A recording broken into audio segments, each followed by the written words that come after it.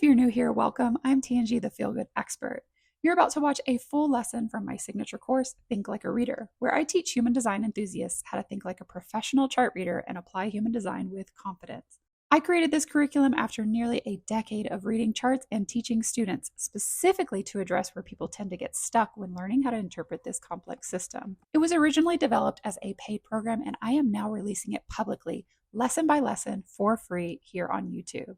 If you are following along with the course, make sure you subscribe so you are notified as each weekly lesson drops. And now let's get into today's lesson. All right, so human design, the I-Ching. If you've heard me speak on human design very much at all, I'm always saying that there is nothing to do. And I feel like when I came across this quote by Lao Tzu, it really kind of cemented some of these foundational principles of human design.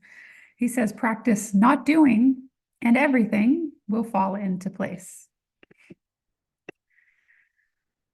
The Chinese I-Ching, or Book of Change, is one of the oldest philosophical works in the world. The I-Ching is based on 64 hexagrams, which are composed of 6 undivided lines or divided lines.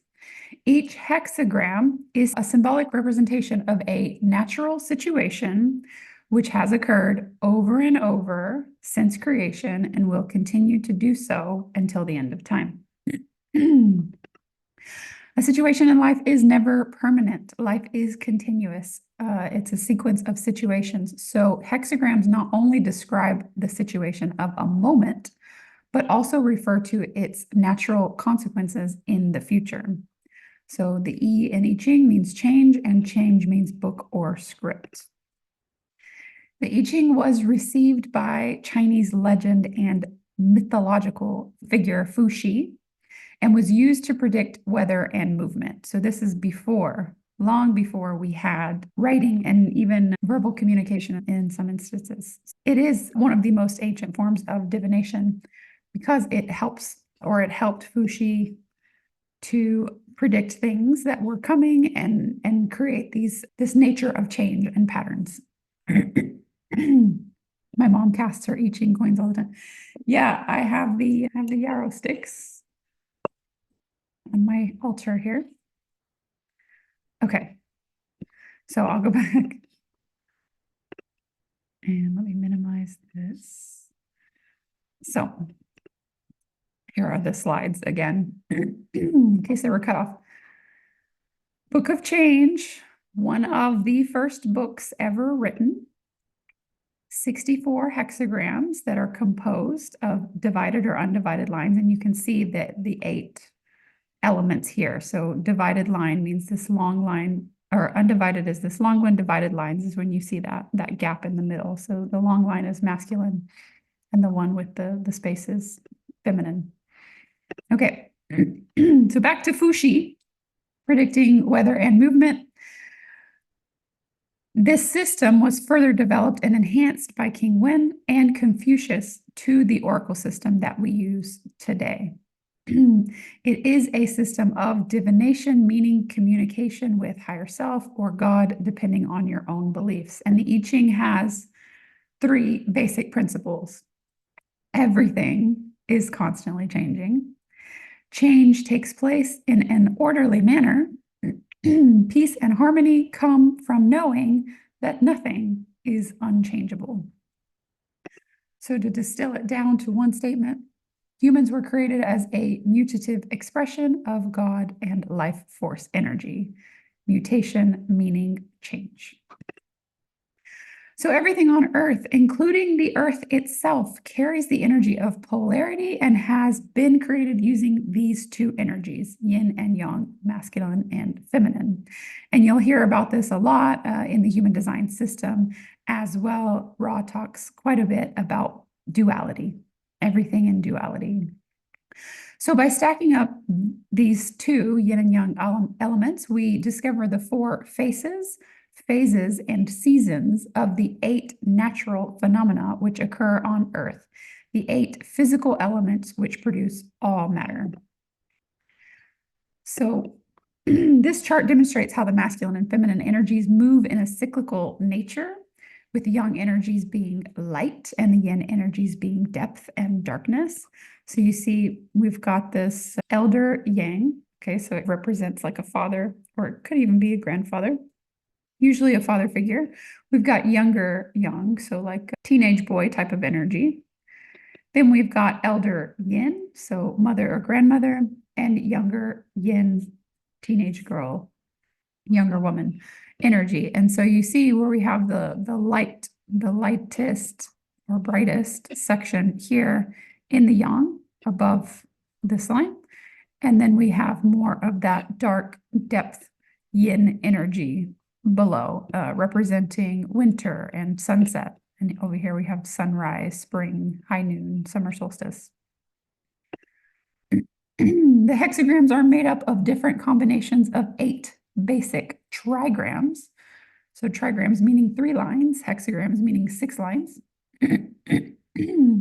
3-line configurations, which are permutations of the yin and yang and the 4 phases. Each represents a natural element. The upper and lower trigram determine the structure of a hexagram, and the different combinations of these 8 trigrams result in the 64 hexagrams, similarly the 64 gates in human design. So you can see how we begin to add these yin and yang elements together. We've got the 4, and then when we add yin and yang to each, we have these 8 elements.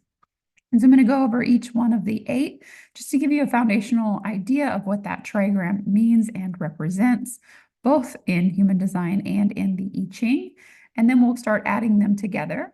And I'll give a few examples of how that shows up in a gate placement and in a body graph. So first we have heaven, the creative. It stimulates earth to bring forth all that is. So it's purely yang energy, 3 undivided lines. So the masculine energy. Then we have lake, also known as the joyous. To communicate, share, and exchange, it's yin energy. So it's representative of water, but water that is still. So if you think of a lake, thinking more of that stillness, but all of that activity that creates life, a whole ecosystem among itself. Fire, light, heat that clings to what nourishes clarity and awareness. So this is feminine yin energy. Fire that moves through, but doesn't really have as much energy without the grounding, without the wood to cling to. Thunder, arousing, the force that excites action, the spark of the new, yang energy. Wind, penetrating, gentle, adaptive influence, improvisation, yin energy. Water, the abyss, a deep hole, darkness, a pit, the unknown. Yang energy. And so when I first read about this element, I got a little bit confused because I was like, wait, that feels feminine to me. And so that's why I added moving water in the word river, because it is a very active trigram. And in the I-Ching, they speak of it as like water from the top of a mountain that is melted. And so it is in this flowing down to the abyss, but it's in an active state. Mountain, stillness, retreat, calm, inner reserve, grounded, independent, confident, yang energy. And then the last is the triple yin, earth, the receptive, the element through which heaven brings into being all that is. So from the 8 foundational I-Ching trigrams, or also known as the Bagua map, we see the evolution of the 64 hexagram. We've got this circular map with the 8 elements around the yin yang, and now we've got this rave mandala with all 64 hexagrams going around the outside of it. And you can see the numerical gate placement right next to the matching hexagram. So now we take a look at trigrams and we create hexagrams. So hexagrams are divided into 2 trigrams. The upper trigram is said to be the outer, and the lower trigram is said to be the inner. Profile numbers in human design are also divided into trigrams. So we've got the lower trigram, profile numbers 1, 2, and 3, and the upper trigram, profile numbers 4, 5, and 6. And I often say the lower trigram is a lot about the self and the way that we learn and the way that we create understanding simply for ourselves and our own perception and view of reality. And then 4, 5, and 6 are really about how we connect and how we show up in relationships and with others. The first line is foundational knowledge. The second is natural wisdom. And the third is experimentation, all part of an internal process. The fourth line is foundational relationships. The fifth line is the heretic or the problem solver or the network. And then the sixth line is the role model. So you see those upper ones don't really work without the other. And that's what makes it outer and the lower trigrams inner. So here's where we begin to see how when we pair a trigram with another trigram, we get these hexagrams that hold two themes at once. I'm going to give a few examples, and if anybody has a request for a specific gate, maybe a gate in your chart that you don't understand yet, or that you'd like to understand through the lens of the I-Ching.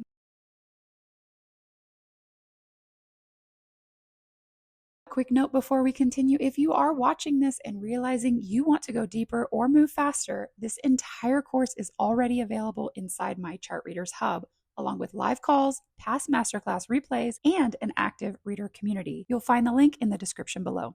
So let's look at a couple of the foundational gates to start, just to get an idea. If we look at our understanding of heaven, that first element, and we make that into a hexagram. So we take those two trigrams that are exactly the same, we put them together, and we're in gate 1 in human design. This is the creative. We call it the creative in human design as well. And it is that energy for lining up with an identity, a purpose, a direction, or just a general sense of love toward manifestation. Okay, so it's reaching toward that throat center. So you can see how that becomes more of a masculine element, taking all of that creative energy and saying, let's do something with it. Whereas the second gate, so over here on the opposite side, earth, so we've got double earth trigrams, creating the receptive hexagram in human design. It's gate 2, it's at the bottom of the G center. It is still about love and direction and purpose, but it's in a receptive placement. We're pulling that energy up from the sacral. So what energy, what enthusiasm can we receive from that sacral energy center and move it into a specific direction? But it has to be in a receptive mode rather than a creative, and I have to initiate something mode, which is reaching toward that throat center instead. So let's look at gate 44 as an example. So gate 44 is located right here in the spleen center. And so anything in the spleen center is going to be about our intuition, our instincts, the fears that we may hold in life.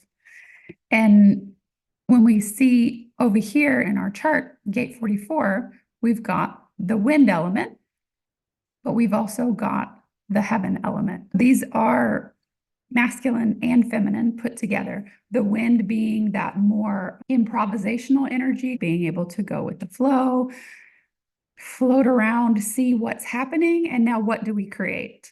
And so you can see from gate 44, we've got this instinctual awareness and more of an awareness than an actual like motorized energy, but it's reaching toward a motor. And that's where we get this more creative energy from the heaven trigram.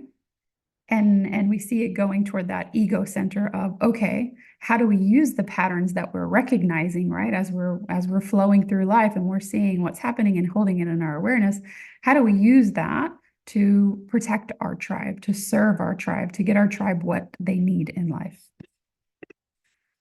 Let's see. Out of all the mechanics, yeah, I-Ching can be. It can be. And I have quite a few reference materials on the I-Ching, being able to read through what was written. And it was written by, remember, a king. So there's a lot in the I-Ching, the original I-Ching, about going to war and making decisions for your whole community or for your whole country. And it can be like a little bit misplaced in our real lives now. But if we take it with a grain of salt and we understand those underlying energies and elements, we go, oh, okay. And also pairing that with what we know of human design and what we know of the energy centers has helped me create a more depth of understanding. Okay, so let's look at a couple of other ones just to give an idea. Which one was one of them was like, oh yeah, one was popping out. Here we go. If we look at the double wind placement, so we talked about wind and heaven, but if we look at the double wind placement in gate 57, and I'm going to bring that up because gate 57 is transiting our nodes. So everyone's getting a little bit of extra of this energy. Gate 57 is also located in the spleen center, and it's the gate of intuitive clarity. So it's fully an awareness, it's fully intuitive, and that's why it's double wind, right? It's completely that yin energy of just flowing, improvising, being moved by life and being present to life.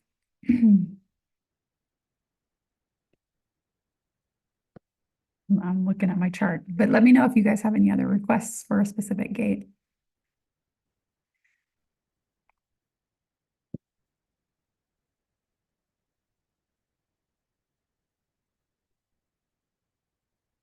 "36, that's so funny. That's like literally the one I was just looking at, and I was like, I don't know. So gate 36 is a combination of fire and earth. So right here, we're coming down to here, and then there's fire. So we've got this very strong receptive energy, and I would even go so far as to call that a little bit of an emotional energy because the gate 36 is over here in the solar plexus center, but it's also giving a little bit more of that passionate energy is the best way I can describe it. And gate 36 is crisis. It's the gate of crisis. So it is that what lights us up for change. And that's what we're reaching for in the throat center, gate 35. So you're already in the solar plexus in an awareness and a motorized center. And you're working with these two feminine energies of passion and being able to receive. And so in crisis, a lot of times we go, oh crap, I don't want to be here. But if we're able to go into the depths of that, then we can manifest change in our life. We can say, okay, that's here. Nothing to do. I can't change my circumstance in this moment. There is a lot of acceptance, and that is very yin energy. However, what we're reaching for is this gate of change in the throat center and to manifest a different experience, should that be what we desire.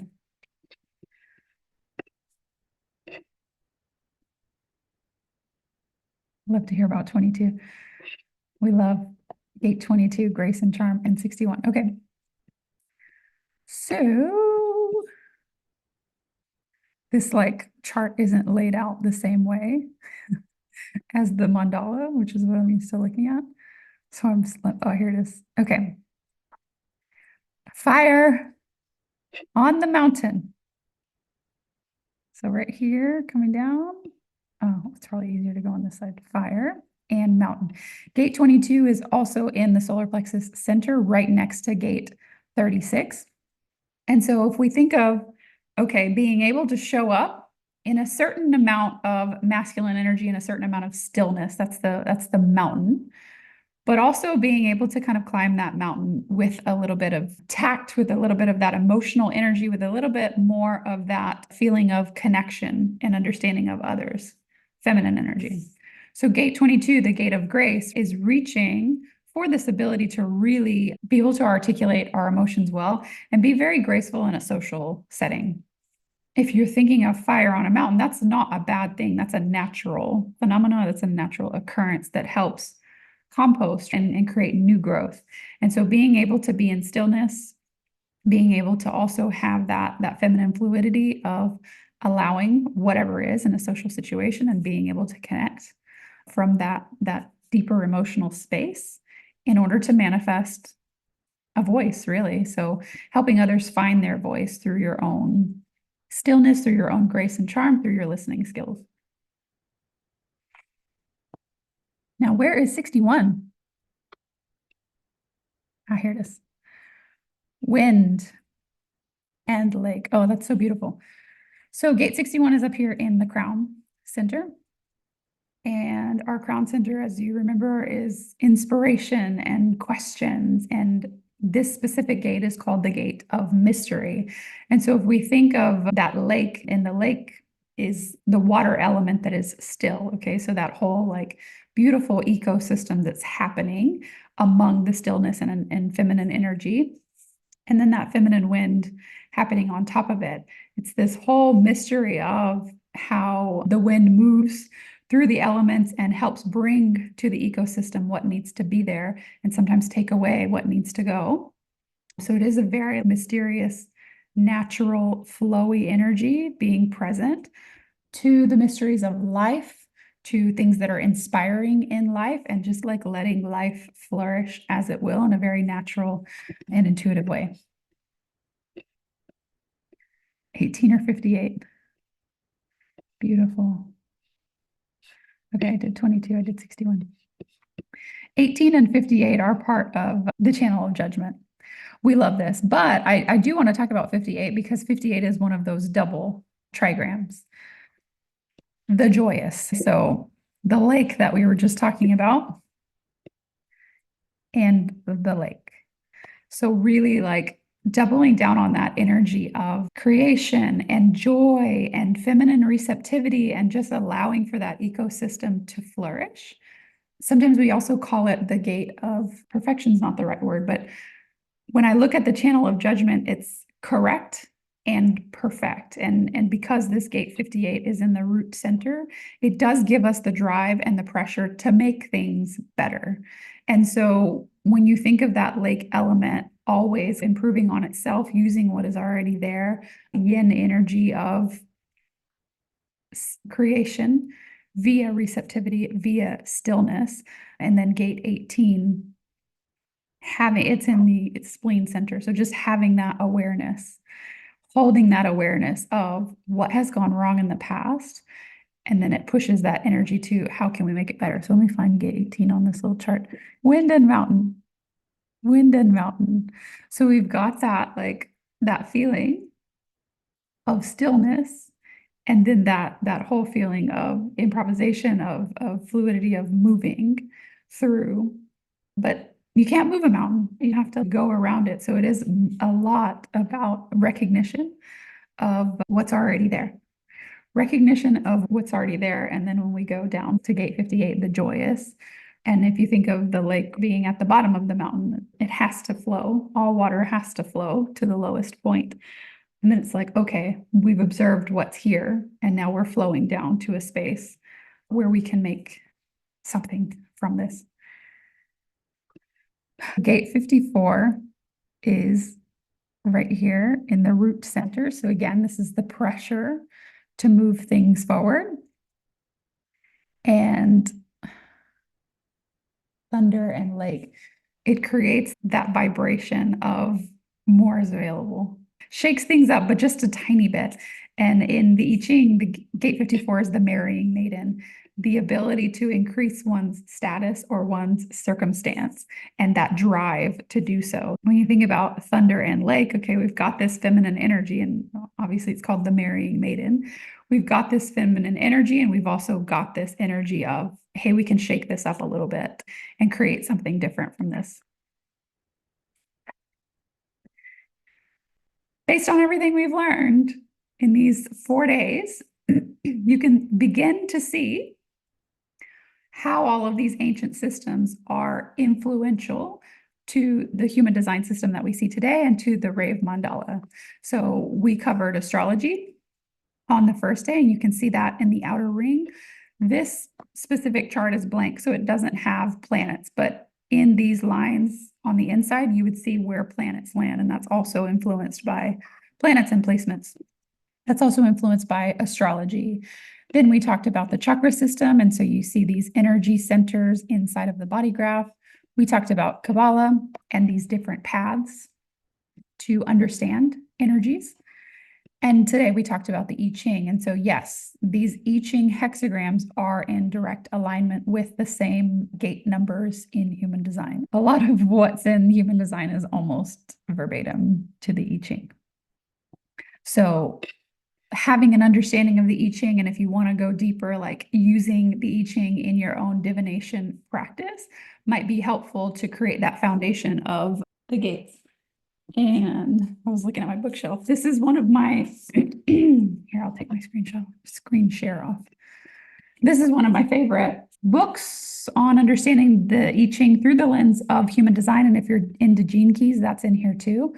It's by the same author that I reference often for my Incarnation Cross reference book, which is holding up my laptop, a stack of books so my laptop can be more eye level. Anyway, this book is called Animal Totems and the I Ching. It's by Brynja Magnusson. You could probably get it on Amazon. I got it on Etsy. She has an Etsy shop called Ceremonious, but it's a really beautiful book. And it also comes with a card deck, so divination. And she matches each gate or I Ching hexagram with an animal totem. And she describes the I Ching, human design, and the gene key and the animal totem. So really does give a robust depth of understanding. And if you like animal totems, it helps you ground all of this heady, wordy stuff into like a totem, something more physical. So this was a book that I referenced a lot, and I still do, but I referenced a lot when I was learning. Now I tend to just go straight to the I Ching because I know how to take it with a grain of salt. Talking about war and stuff. So highly recommend Animal Totems and the I Ching as a reference book. And I know for me as a first line, if I'm talking about something, like I want to know where it came from. And so it was hard for me in the past when I was first learning to reference the I Ching when I was like, what is an I Ching? Or to reference the Kabbalah when I was like, ooh, I don't really know very much about that. So being able to create these foundations allows me to go into readings with a lot of confidence, and the same for you, right? Not just talking about a gate in a vacuum. You talk about a gate because there's so much ancient wisdom here, and there's so much foundation under this wisdom, and there's so much practice under this wisdom as well. On the screen, you'll see the lessons I recommend watching next based on your learning path. If something in this lesson shifted the way you're thinking, I'd love to hear what stood out to you most. You can share that in the comments. Liking the video and subscribing helps this course continue reaching the people it's meant for, and the questions subscribers ask here often shape what I teach next. Lastly, if you want to study this work inside a live reader community, you'll find Chart Readers Hub is linked in the description.